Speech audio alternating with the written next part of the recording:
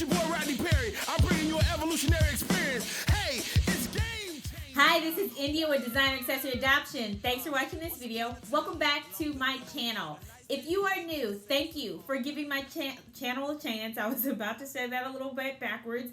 And clicking play. And if you are returning, a special thank you to you for clicking a video and coming back for another one.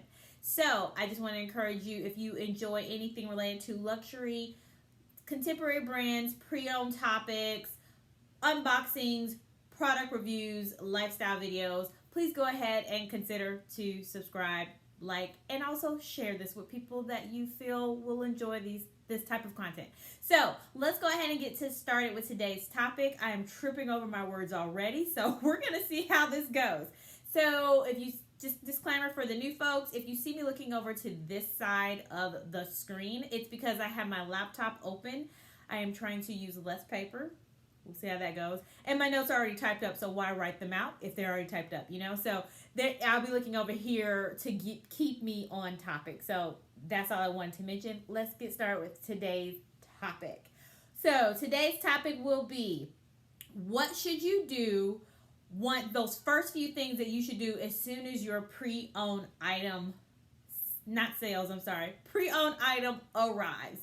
So I do have a few other videos about this, so definitely check out the description link below. You will see several videos that are broken out into series, and I have a pre-owned series where I have a lot more topics where I break down different areas of pre-owned. So if you're interested in that, definitely check out that world. There are some other videos from my other series that are out there too, so check out those if you're interested.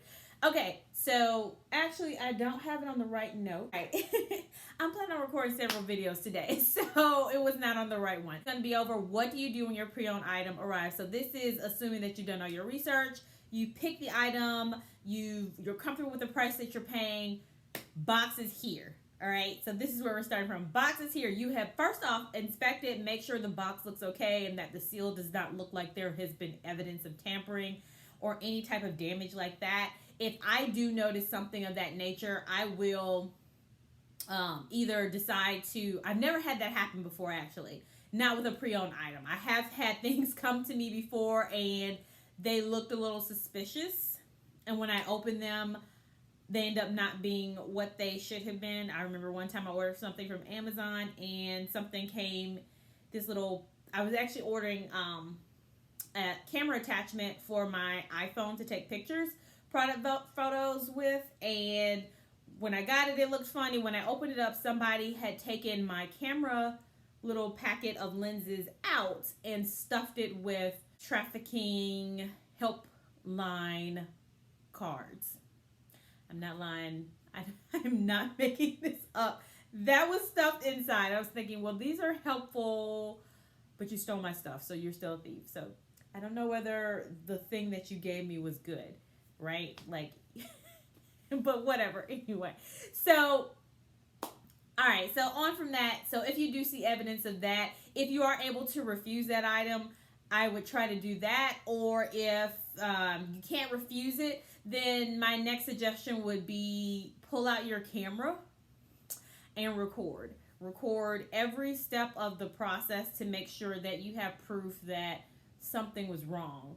If you can mention it to the delivery person, especially if they're handing over the item to you, or either if you have to sign for it in those cases where there's a physical person that is standing there, I would mention something or see what you can do in that situation, just so that, you know, people are getting slick, things are going crazy, people are stealing things, people are just not being forthcoming with information and are looking to scam you also. So definitely just try to do everything that you can to make sure it's documented as well as it's voiced. And I would say definitely call all numbers and everything like that immediately just to report it. But this is, I kind of got a little bit off topic, just a little bit, but it was related. So, and it was not planned. Let me say that. It was not planned. That was not on my list. But I would say definitely do that if that's the case. Thank God I have never had that situation happen before, but just spitballing it from the top of my head, I think that will be the kind of best course of action to take. All right, so your item, the seal is perfect. Now you are opening it up. It does not look like it's been tampered with. First thing you're going to do is, I'm going to refer to a previous video, so definitely check out that one where I go into more details. And that is going to be, you are going to refer back to the listing description as well as a screenshot of the listing, basically, as well as the link, to compare that to the item that you arrived. I was about to say the item that you arrived, but I was trying to say arrived and purchased at the same time. Like I said, it seems like I'm going to be tripping over words today, so we're going to see how it goes. So pretty much that's what you want to do. You want to compare that back to the listing, and it's important to do that for several reasons. First off, you want to make sure that you're getting the item that you are looking for, that the item that you purchase.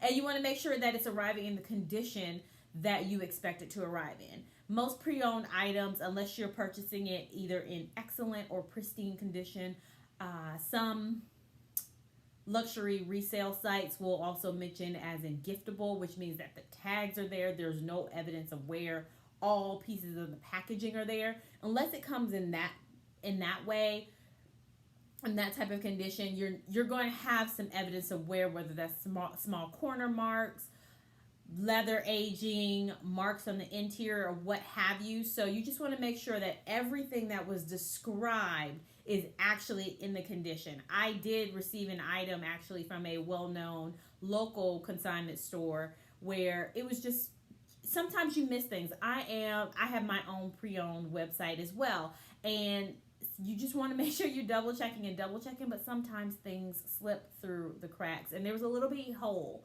and you really wouldn't have seen it, but it was lambskin, so it was very soft. And when I happened to move it a certain way, this hole, I saw a little small hole. So I did call them. Their policy was to not allow returns, but in this case, that was a fault on them because it was not listed in the description. And here is when I say description, I am talking about every aspect of the description is part of a representation of what that item is. So that means the words that are detailed under the description, measurements, that is part of the description. In addition to that, photos are part of the description. So all pieces of that you want to collect, look at it, compare it, and make sure that everything that they mention, everything that was photographed, is you see evidence of on your pre-owned item. So definitely make sure you do that. So I've kind of sat on that topic for a little bit longer than I planned on it. So let's move on to the next one. So after you're comparing the description, you want to immediately take your photos and get your item authenticated. So I would definitely suggest that before you even purchase, that you find a you find a third-party company that offers authentication services for the item that you're purchasing. The reason why I say do that in advance is, first off, you want to make sure that you're aware of the prices, you're aware of the terms. You want to also make sure that the place that you're trying to get your item authenticated actually is well versed in the designer or the style that you're trying to have your item authenticated. There are several companies out there that they have several stipulations. For example, some items at a certain price point where they require you to send that item in person rather than doing photo authentication.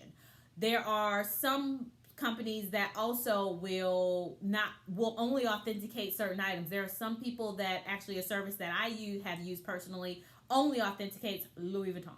And so I will go directly to them just to get an Louis Vuitton authentication, because that's what they specialize in. So you don't want to pick somebody, you don't want to buy a Prada bag, for example, and then try to go to a site that only authenticates LV.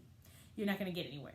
Or you may have purchased a Chanel Classic Fap series, blah, blah, blah, and they say, you know what, Chanel's this year and older, you have to send it in, or we don't authenticate it at all. So you just want to make sure you're aware, as well as you know what the services are, so you're well prepared. All you got to do is get your photos or reach out to them, get the link, so that way they can send you the packaging and all of that to send in your item. So whatever that situation is, you want to already have that on hand, not having to search, because you're losing time.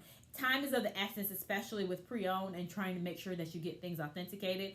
Every time I get an item in, either that same day or the very next day, it is drop everything, get my photos in, and send it to my authentication service. That is what I'm doing. You want to make sure that the item that you purchase is actually a real item. So you want to make sure that that's immediately what you do next, is take those photos and get that service the information so that they can work on authenticating it. Next, it's going to be test out functionality. So what I mean by that is you want to test out locks to make sure they open. You want to make sure you are zipping using wherever there are zippers. You want to make sure that they're moving as you expect them to, and actually that they're functioning. So sometimes you could end up with like a stiff zipper. In the description, it should say there is a stiff zipper, or that the zipper is no longer functioning. So that way, that's an informed decision you're making based off of the information that you receive. So you just want to make sure nothing fell through the cracks with that, or that there are any sticky pockets, or there's a hang tag missing that was there and now it's not. Whatever that is, you want to make sure that everything works like it should. So test all of that out. Also, next up is going to be to try to make sure that that item works for you.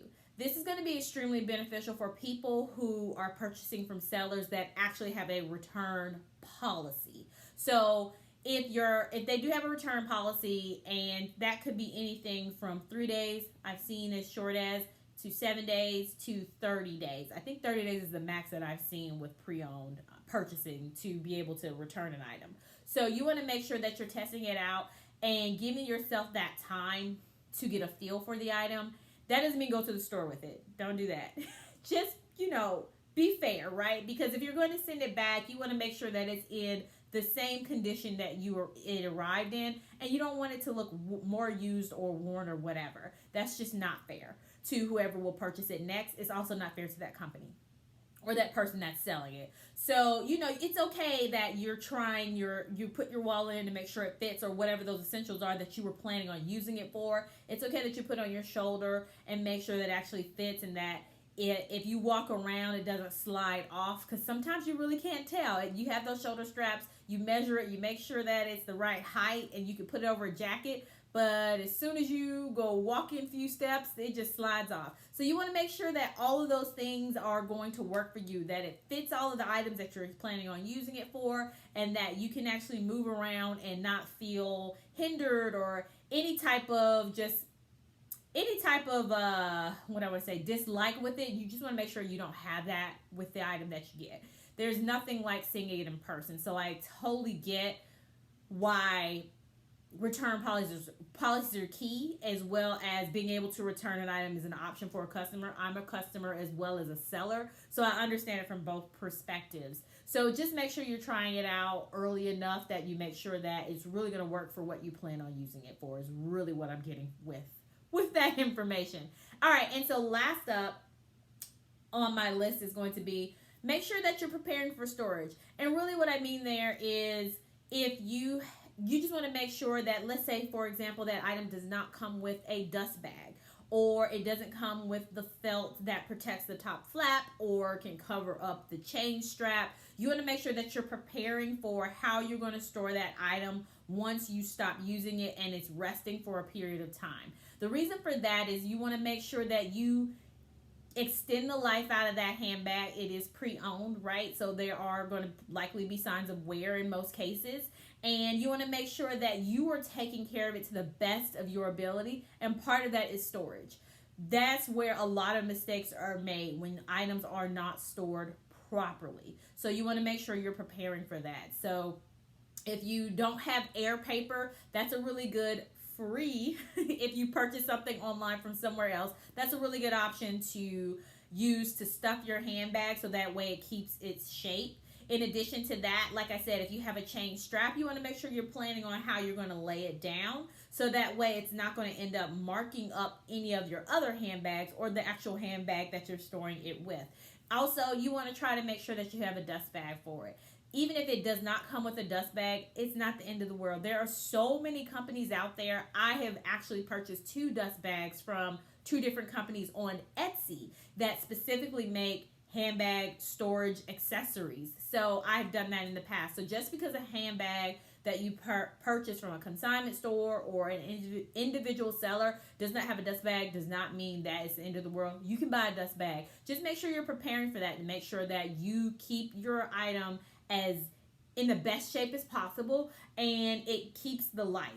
You're investing a decent chunk of money, whether that's 200, 300, 5,000, whatever that number is that you're investing in it, whatever it is, you had to earn it from zero and get to that number. So you want to make sure that your investment is safe and that you just keep it in the best condition possible. So let me know if there are any other tips that you have or any other questions that you have around pre-owned items and how to prepare, as well as what you should do when they arrive. And if there's anything that I missed. I love to see your comments. I thank you guys so much for the likes and the shares. I have been appreciating it a lot, especially with my channel being so small. Not that people who have larger channels don't appreciate it too, because we're only here and we only grow if you grow with us, pretty much. And so it's completely dependent upon you. But I just really wanted to say I do appreciate all the comments, the likes. I really enjoy it.